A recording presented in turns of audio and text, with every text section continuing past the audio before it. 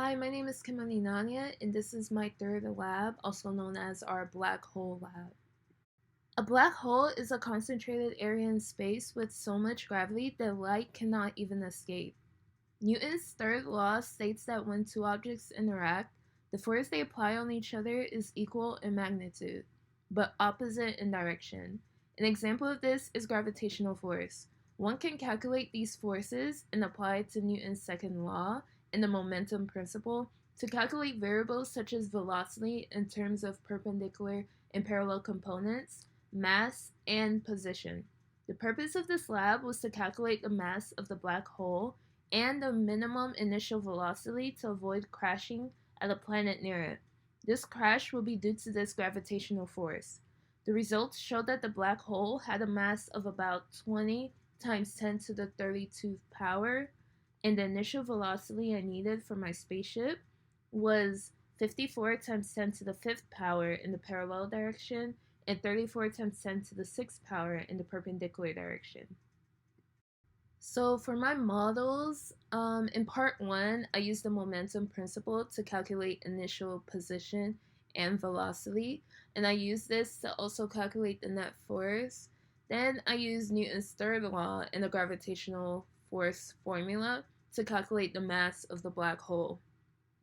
And in part two, I used Newton's second law again to calculate all the forces acting on the planet and the spaceship, and I use these forces to update position and calculate velocity needed to avoid crashing. And on the right, those are the formulas for the forces I'm sure we're all familiar with. So this lab didn't really have much of an experiment because it was purely computational. But in part one, we can imagine that the experiment is the black hole is the source and our spaceship is the system. And using those formulas, we calculate the mass of the black hole. And in contrast, in part two, we use the mass from part one and Newton's laws to calculate the initial velocity needed. But the spaceship is still the system. However, a planet is now part of the initial surroundings and it has a gravitational force acting on the system, which is the spaceship. And those are my initial position and velocity vectors. So there was a lot of coding, so I'm just going to explain a snippet of my code. So on line 31, of course, I added the mass of the black hole that I calculated in part 1. And on line 47, I actually calculated how many seconds was a day because I only wanted to do the lab based off of one day. And in line 61, I changed the ship's velocity in the x direction using the parallel components of the force. And I also did that in line 62, except, of course, instead of the y direction, it was the perpendicular components. And the net force came from the planet and the black hole. Basically, I used the Newton's second law formulas to calculate each of their forces on the spaceship and use that to update the velocity and the position. So, in conclusion, the mass I calculated for the black hole was 20 times 10 to the 32nd power, and the initial velocity my spaceship needs to not crash was, of course, 54 times 10 to the 5th power in the parallel direction and 34 times 10 to the 6th power in the perpendicular direction.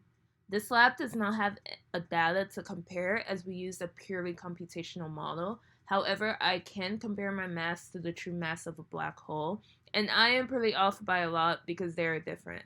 There was much room for error, as my calculations could have had mishaps because many values were used in other steps, meaning one wrong calculation would affect everything following it. And so I'm also sure I had rounding error. So what does this mean? The net force is all the forces acting on an object combined, so its parallel and perpendicular components will be different than rate of change of momentum. Rate of change of momentum is applicable to one force as the momentum is dependent on that. In this case, the rate of change of momentum is dependent on the initial speed, which is different from the net force because the net force is all the forces. And the what if part is to orbit the black hole, I calculated the initial velocity should be 36 times 10 to the 7th power, which I did notice is faster than the speed of light.